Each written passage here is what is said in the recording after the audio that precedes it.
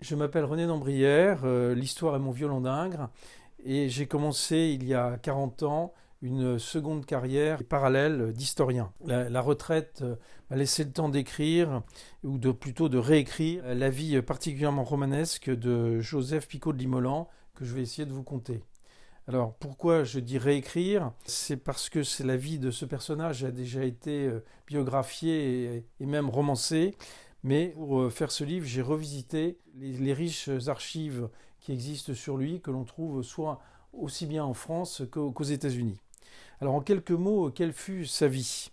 Il est né en 1768, au même moment que Chateaubriand, et ils furent tous deux camarades de classe et même camarades de chambre au collège Saint-Thomas de Rennes.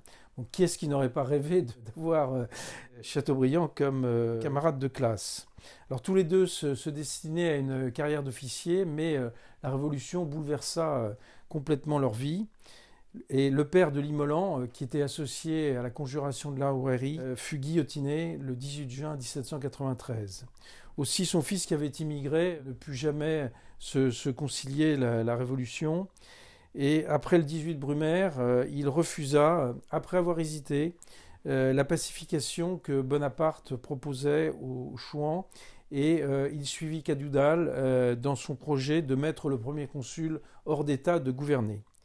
Esprit brillant et déterminé, il pilota donc à la fin de l'année 1800 le complot de la machine infernale rue Saint-Nicaise, le Trois-Nivôses, la veille du jour de Noël. Activement pourchassé par Fouché, il réussit à s'échapper clandestinement vers les États-Unis. Et alors, pour gagner sa vie, il peignit des miniatures. Et finalement, après 5 ans, il rentra dans le séminaire de Monseigneur Carroll, le premier évêque des États-Unis et le seul évêque des États-Unis à cette époque. Il passa le reste de sa vie en contribuant au développement particulièrement rapide, incroyablement rapide, du catholicisme dans ce pays, et il y mourut en 1826 à Georgetown où il exerçait son ministère.